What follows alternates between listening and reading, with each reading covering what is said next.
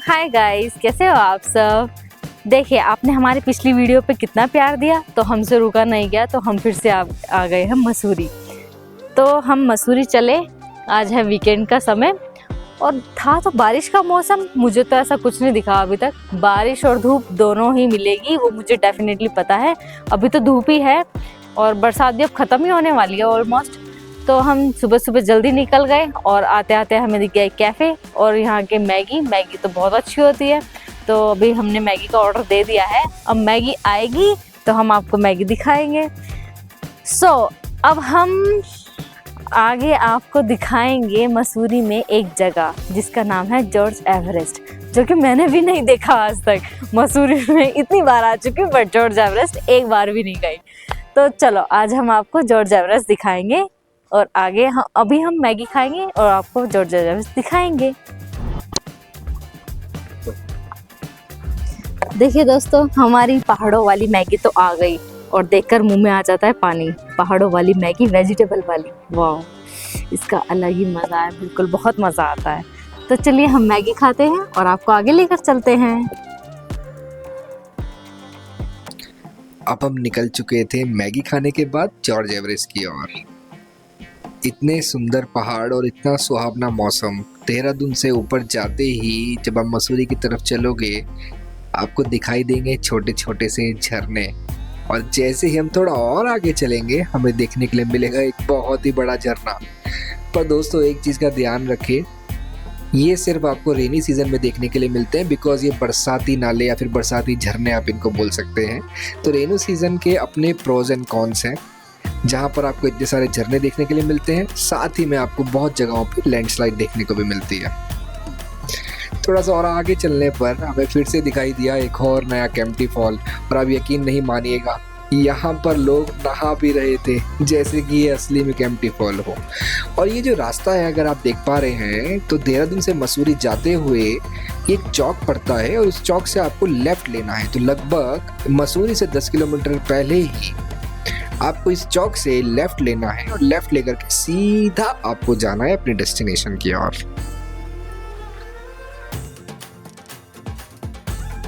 जैसे कि मैं बता रहा था, रेनी सीजन के अपने प्रोज एंड कॉन्स हैं। जगह जगह हमें देखने के लिए मिली लैंडस्लाइड। हमेशा ध्यान रखें और सेफ्टी से चले रेनी सीजन में। तो दोस्तों, ये है पूरा पिकनिक स्पॉट। जॉर्ज एवरेस्ट के स्टार्ट होते ही जब आपको पार्किंग दिखाई देगी, तो उसी पार्किंग में आपको ये प्राइवेट प्रॉपर्टी देखने के लिए मिलेगी। एकदम कश्मीर जैसा फील यहाँ पे आएगा। और मसूरी में अमूमन में ऐसी चीज़ आपको देखने के लिए नहीं मिलती है, बट हाँ, ये बहुत ही सुंदर जगह है। बट मुझे पता है कि अगर कोई भी मेरा दोस्त अगर देख रहा है और वो सोच रहा है कि ये ट्रैकिंग प्लेस है, यहाँ पे बड़ी अच्छी ट्रैकिंग हो सकती है और कैंपिंग हो सकती है, तो मैं आपके इन्फॉर्मेशन के लिए बता दूं, camping is not allowed in this area. Camping बिल्कुल भी अलाउड नहीं है यहाँ पे। बट हाँ, आप दिन के समय पे आकर के हल्का फुल्का पिकनिक यहाँ पे बना सकते हो, बट उसके लिए आपको नीचे से परमिशन लेनी पड़ेगी और उनसे कुछ 500 रुपये 1000 रुपये का सामान खरीदना पड़ेगा, तभी वो आपको अलाउड करेंगे अंदर यहाँ पे एंटर होना। अब मैं आपको बताने जा रहा हूँ बहुत इम्पोर्टेंट चीज़।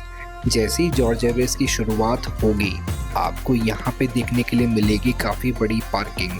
इस पार्किंग से आपको गाड़ी पार्किंग लगाने के जो चार्जेस लगेंगे, वो लगेंगे 200 रुपये गाड़ी के और 100 रुपये बाइक के। सामने आप जो हट देख रहे हैं, इससे राइट हैंड पे सीधा ऊपर रास्ता जा रहा है जॉर्ज एवरेस्ट। आपको चलना होगा लगभग 2 किलोमीटर। 2 किलोमीटर बाद आपको एक और हट, ऐसी ही हट दिखाई देगी और वहाँ से आपको मिलेगा टिकट।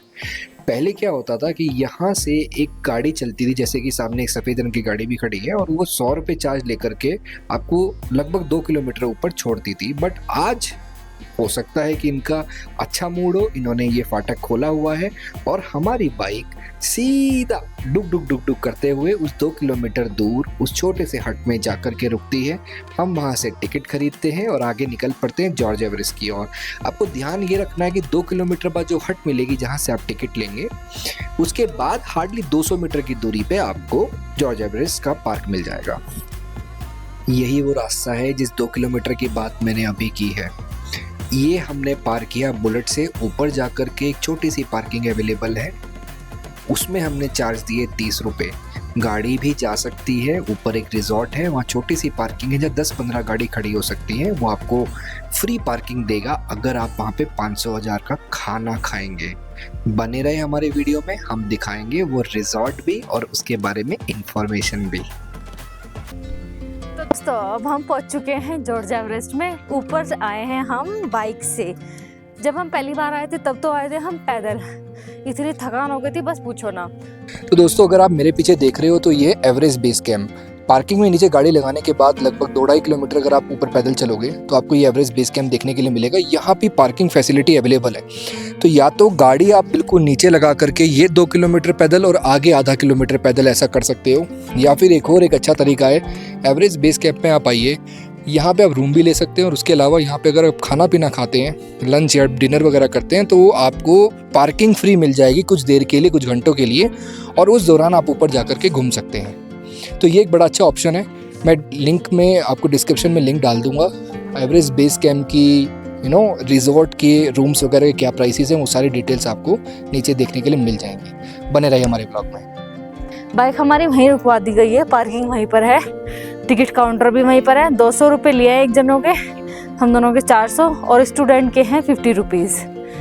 तो चलिए अब हम चल के देखते हैं क्या क्या है ऊपर। थोड़ा सा चलना पड़ेगा। देखो दोस्तों अभी हम ऊपर आ चुके हैं। हमें दिखा है यहाँ पर एक जॉर्ज एवरेस्ट का पीक और पीछे है पिकनिक स्पॉट, और वो सामने देखिए वो है ऑब्जर्वेटरी। यहाँ पे सर जॉर्ज एवरेस्ट ने यहाँ पर बैठकर माउंट एवरेस्ट की नाप की थी। तो देखिए मसूरी में आके उन्होंने माउंट एवरेस्ट को नापा था। और यहाँ पे देखिए आप साइड में, यहाँ पे है हेलीकॉप्टर का टिकट काउंटर जो हमें पूरा देहरादून का चक्कर कटाता है। अभी तो बारिश हो रही है तो हमें कुछ भी नहीं दिखेगा, बादल ही बादल है, तो हम तो उसको अवॉइड करेंगे, हम तो नहीं जाएंगे। वैसे तो बहुत खूबसूरत है आने के बाद। पीछे पिकनिक का व्यू है, पिकनिक व्यू है, बहुत ही सुंदर है। बैठने का एरिया बहुत अच्छा है। देखो दोस्तों ये है पिकनिक स्पॉट, बीच में एक पिकनिक स्पॉट बना रखा है, बहुत ही सुंदर है बैठने का। अभी तो बरसात की वजह से यहाँ पे गीला हो रखा है। यहाँ पे छोटे छोटे मैगी पॉइंट्स बना रखे हैं, अपना बैठो मस्ती से खाओ पियो और व्यू के मजे लो। इस साइड से नीचे दिखता है एक बहुत ही अच्छा व्यू, जो कि अभी बादल आ रखे हैं, हमें कुछ भी नहीं दिखा। देखो दोस्तों ये तो है पार्क, जो कि मुझे इतना खास नहीं लगा। 200 रुपये दे के भी इतना छोटा सा पार्क ऊपर आए और इतना छोटा सा पार्क देखे। और साइड पे है एक व्यू, जो कि हमें व्यू भी नहीं नजर आया, बादलों में ढका हुआ है। जॉर्ज एवरेस्ट नहीं है, मुझे भी अभी पता चला ये जॉर्ज एवरेस्ट नहीं है, ये तो एक सिर्फ पिकनिक स्पॉट है। ऊपर चढ़ने के बाद 900 मीटर बाद हमें ट्रैकिंग करनी पड़ेगी, तब हमें जाके कुछ दिखेगा, मसूरी का पॉइंट दिखेगा। चलो चल के देखते हैं कैसा है ये पॉइंट।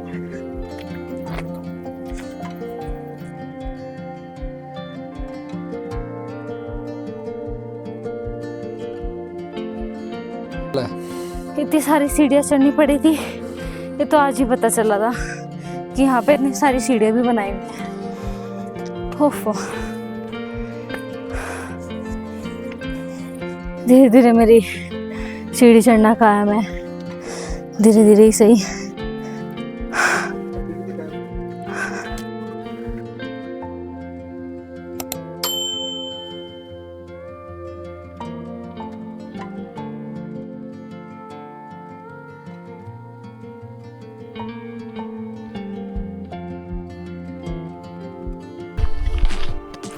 तो जैसे कि आप देख रहे हो नीचे से उड़ उड़ के आ रहे हैं बादल, और मैं आपको बता रहा था ना प्राइवेटाइजेशन होने के बाद किस तरीके से यहाँ का काया बदलने लगी।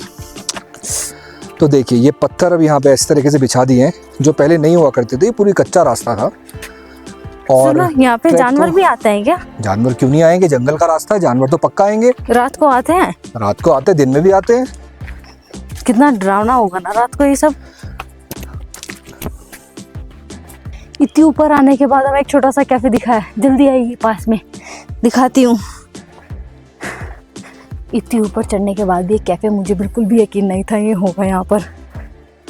छोटा सा मैगी पॉइंट बना रखा है।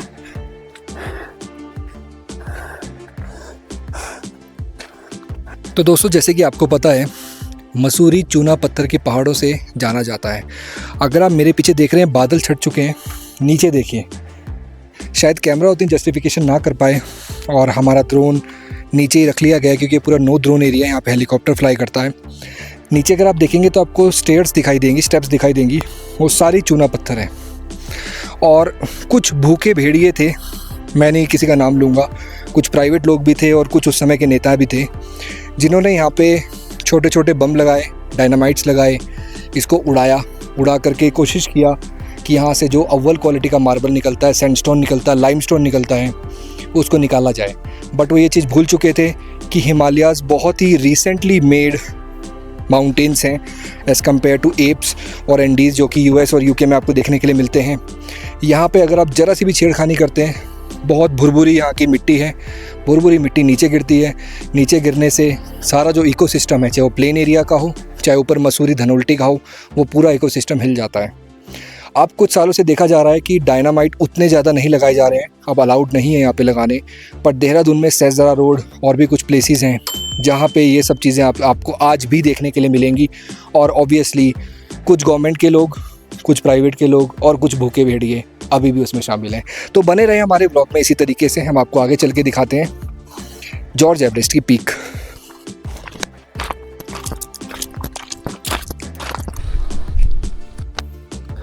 देखो स्नेहा, सारे के सारे यहाँ पे जो ये पत्थर पड़े हैं ना, ये सारे मार्बल के पत्थर हैं। पर इस समय पे ऐसे बजरी बन चुकी है ना इनकी कि अब इनकी कोई वैल्यू नहीं है, इसमें से कोई भी कटिंग नहीं कट सकती। पर ये पत्थर अगर यहाँ पड़े, इसका मतलब ये है कि पहाड़ से टूट के आए हैं या कहीं से बह के आए हैं पीछे से। इसका मतलब क्या है? इसका मतलब मार्बल की बड़ी बड़ी स्लैब्स अभी भी यहाँ पे देखने के लिए मिल जाएगी। बट छेड़खानी कभी भी मत करना, कभी भी, क्योंकि पूरा हिमालय बहुत ही भुरभुरे पहाड़ों पे बना हुआ है। इकोसिस्टम पूरा हिल जाएगा अगर आपने ज़रा सा भी यहाँ पे डायनामाइट लगाया या ज़रा से भी आपने अपने हल्के लालच के चक्कर में इसको तोड़ने की कोशिश करी।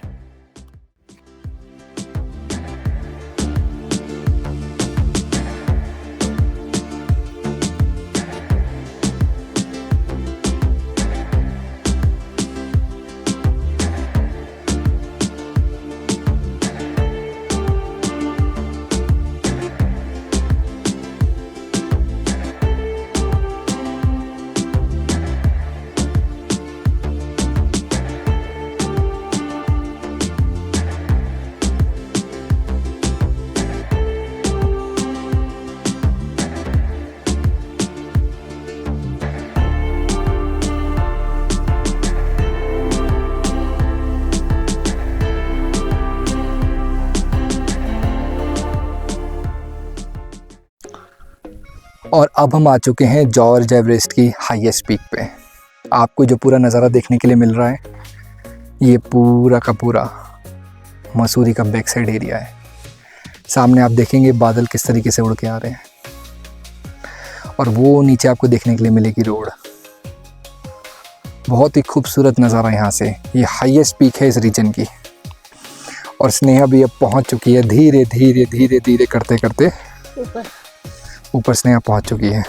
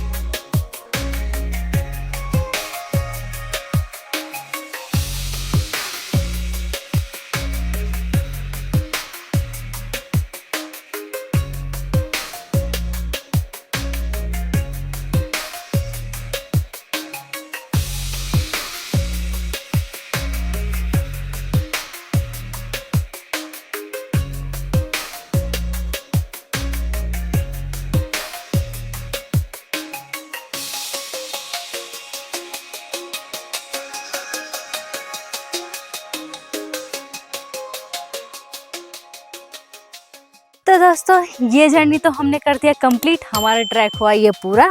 तो अब हम आगे चल के आपको और डेस्टिनेशन दिखाएंगे कि कैसी है और यहाँ का वेदर और कैसा हो रहा है।